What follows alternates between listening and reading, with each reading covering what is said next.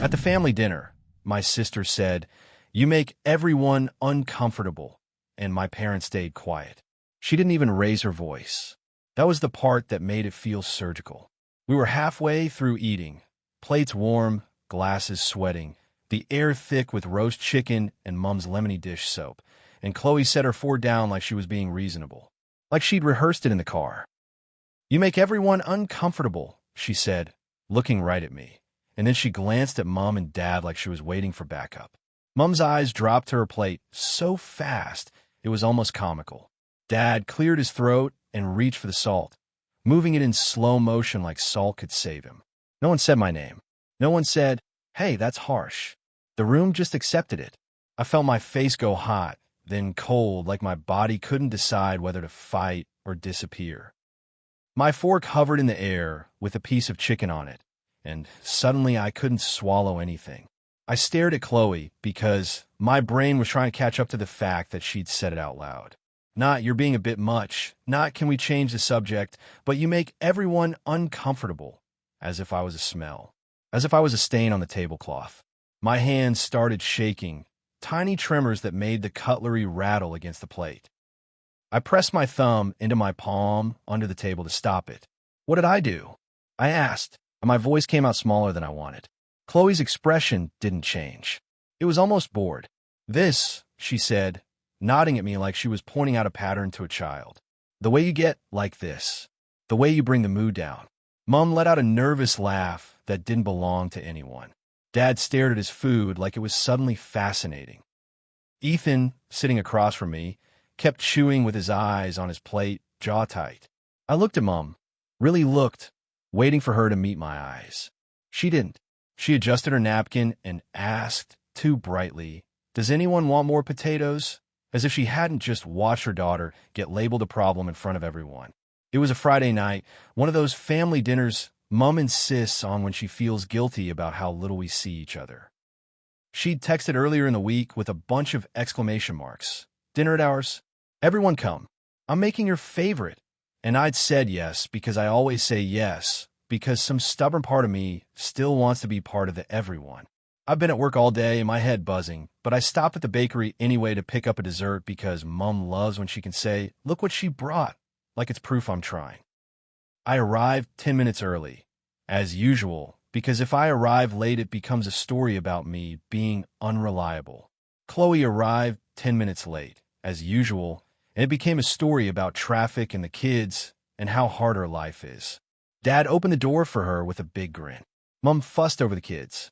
I stood in the hallway, holding the dessert like a peace offering and waited for someone to notice. They did eventually. Mom said, "Oh good, you made it," like it was mildly surprising. Dinner started fine. Not warm, not close, but fine in that careful way where everyone stays on safe topics. Chloe talked about renovations. Dad talked about work. Mom talked about someone from church or her friend's cousin's neighbor or whatever social thread she's clinging to this month.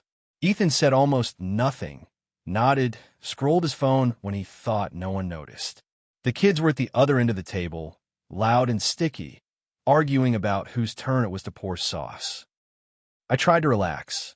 I tried to be normal. And then Chloe decided I'd made things uncomfortable. The stupid part is I can pinpoint the exact moment she got irritated. Mom asked me a basic question, "How's work?" And I answered honestly instead of performing. I said, "It's been intense. I've been really anxious this week." I didn't say it dramatically. I didn't cry. I just said it because she asked, because I'm tired of pretending I'm fine all the time to make my family comfortable. Chloe's eyes flicked up at that. Just a quick, sharp glance. Like I coughed at the table. Mom immediately tried to patch it. "Oh, well, everyone gets stressed," she said, smiling too hard. "You know how she is," she added to Chloe like I was a weather pattern. Dad grunted sympathetically without looking at me. Ethan took a sip of water. I felt that familiar squeeze in my chest, the one that shows up when I realize I've said the wrong thing again. So I tried to lighten it. I made a small joke about my boss being chaotic. Chloe laughed once, but it wasn't warm. It was a laugh that said, "See, you can be normal if you try." Then Mom asked Chloe about her next family holiday plan. Something about a beach trip with Chloe's in-laws. And Chloe launched into it, animated and bright, talking about packing lists and swimming lessons and how the kids are obsessed. Mom and Dad leaned in. Dad smiled. Ethan asked a question. Everyone became engaged in this shared excitement that wasn't mine. I sat there chewing, nodding, smiling when appropriate, watching my family light up for someone else's life. At some point, Chloe said, "We might do a little lunch there," and Mom said, "Oh, like last year," and Dad said, "That was great," and I realized they were all talking about a trip I hadn't been invited to. Not dramatically excluded, just not included. Like it hadn't occurred to them. My throat tightened. I kept my face neutral because I've learned the rules. Don't look hurt, or they'll tell you you're too sensitive. Don't ask why, or they'll tell you you're twisting it. So I just said lightly, "That sounds nice." Chloe's eyes slid to me. "It was," she said, and something about her tone made it clear she didn't intend to bring me into it. And I don't know why, but something in me snapped. Not outwardly, just internally. I said, still calm, "Oh, I didn't know you guys went away last year." Mom's smile faltered. Dad's mouth tightened. Ethan froze for a second like he'd been caught. Chloe set her fork down and did that slow inhale she does when she thinks she's about to deal with a tantrum. "We didn't think you'd want to come," she said, like she was explaining a reasonable choice. It was loud. "Kids. Early mornings. You hate that stuff." "I didn't know it was happening," I said carefully. "So I couldn't want to come or not come." Mom jumped in instantly, voice syrupy. "It was last minute, honey," she said. "It wasn't a big thing." Dad muttered, "Don't start," under his breath, not even to me specifically. Just to the room, like my question was a match near petrol. I looked at Mom. "Why didn't you tell me?" I asked quietly. Mom's eyes flashed with panic and then annoyance, like I was dragging something ugly onto the tablecloth. "Because I knew you'd do this," she said too fast. Then she softened immediately like she realized she'd slipped. I didn't want you to feel pressured." Pressured. That word again. Their favorite way to excuse not inviting me. They were protecting me. I swallowed. I tried to keep my voice level. "I would rather be asked," I said. Chloe's jaw clenched. She glanced at Mom and Dad again, checking if they'd back her. They stayed quiet. So she said it. The line. The verdict. "You make everyone uncomfortable." And then the silence from my parents came like a second slap. For a few seconds after she said it, no one spoke. The kids kept eating, oblivious. A spoon clinked against a glass. The kitchen clock ticked loudly like it was counting down to my reaction. I looked at Dad, because Dad is the one who always claims to be about fairness and family. He would meet my eyes. He took a sip of wine and stared into the glass. I looked at Mom, because Mom is the one who texts hearts and says, "We're always here for you." She focused very hard on the potatoes. I looked at Ethan because Ethan is the one who texts me afterward privately, "You okay?" He stayed silent, staring at his plate like it could swallow him. My throat burned. "So you agree?" I asked, and I hated how my voice shook on the last word. Mom flinched, finally looking up, but not at me, at Chloe, with that worried expression she uses when she's managing the room. "Chloe," she said softly, like a warning. Chloe shrugged. "What?" "It's true," she said. Everyone tiptoes around her. Everyone's waiting to see what mood she's in. It's exhausting. There it was. Exhausting. Always exhausting. Dad finally spoke, voice low. "Can we not do this?" he said, and it wasn't directed at Chloe for saying it. It was directed at me for being affected by it. I felt something go very still inside me, like a door closing gently. "I didn't do anything," I said quietly. I asked why I wasn't told about a family trip. Chloe laughed, one sharp, dismissive sound. "See," she said, "this. Making everything about you." Mom asked me how I am. I said, trying to keep my breathing steady. I answered. Mom's cheeks flushed. "I was just making conversation," she said, defensive now. "You don't have to get so heavy." Heavy. Another family favorite. Like my feelings way down the room. I stared at Mom and felt this slow, spreading sadness. "So what do you want from me?" I asked. "To be honest? Or to be pleasant?" Mom didn't answer. Dad didn't answer. Chloe did. "Pleasant," Chloe said bluntly. "Normal. Not whatever this is. My hands were shaking again. I pressed them flat on my thighs under the table. I could feel tears pressing, and I hated it because crying in my family is basically signing a confession that they were right about me. Ethan finally spoke, voice small. "Chloe, that's harsh," he said. Chloe turned on him instantly. "Don't start offending," she snapped. "You know it's true." Ethan's mouth opened, then closed. He looked at me for half a second with guilt in his eyes, then looked away again. The defense evaporated. I let out a slow breath through my nose because I didn't trust my voice. I stood up. My chair scraped the floor, and everyone's heads turned. Mom's eyes widened. "Don't," she whispered. Dad's jaw tightened. "Sit down," he said. I shook my head once, gently, like I was declining an offer. "I'm going to leave," I said quietly. Chloe rolled her eyes. "Here we go," she muttered. Mom stood halfway, hands hovering like she might physically keep me at the table. "Please," she hissed under her breath, the way she does when she's terrified of a scene. "Not like this. Not in front of everyone." "In front of everyone," I repeated softly, and my voice almost cracked into a laugh because it was so absurd. "Chloe just called me uncomfortable in front of everyone." Mom's eyes filled with tears, not for me, but for herself. "You're ruining dinner," she whispered. Dad pushed his plate away slightly. "You always do this," he said, and his voice was so certain it made my stomach drop, like he'd been waiting to say it. I looked at them both. "I'm not ruining dinner," I said. "I'm just not staying somewhere I'm being blamed for existing." Chloe made a dramatic sigh. "We can't even talk about anything real with you," she said. "It's always therapy words and feelings and—" I cut her off, quieter than she expected. "You're the one making it real," I said. "You're the one who said I make everyone uncomfortable." Chloe blinked like she hadn't expected me to stay calm. "Because you do," she said again, like repeating it makes it more factual. I looked at Mom one last time, waiting, still waiting for her to say, "No, you don't."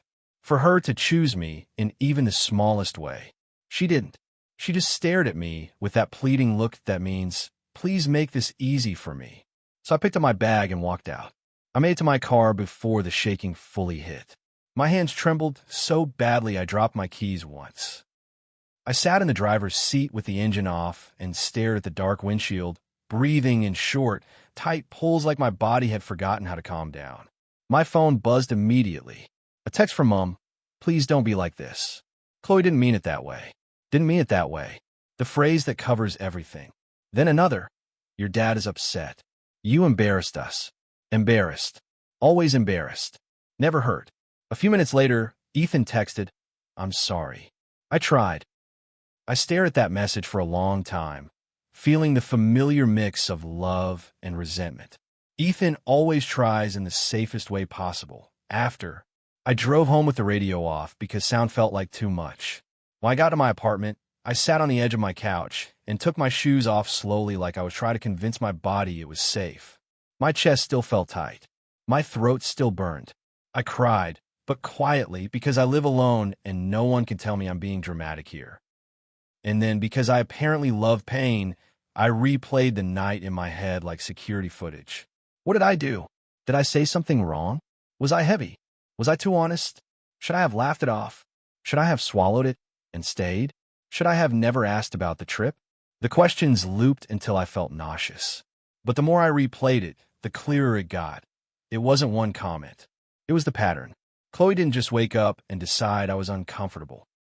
She said the quiet family rule out loud. I'm acceptable only when I'm easy. When I'm smiling.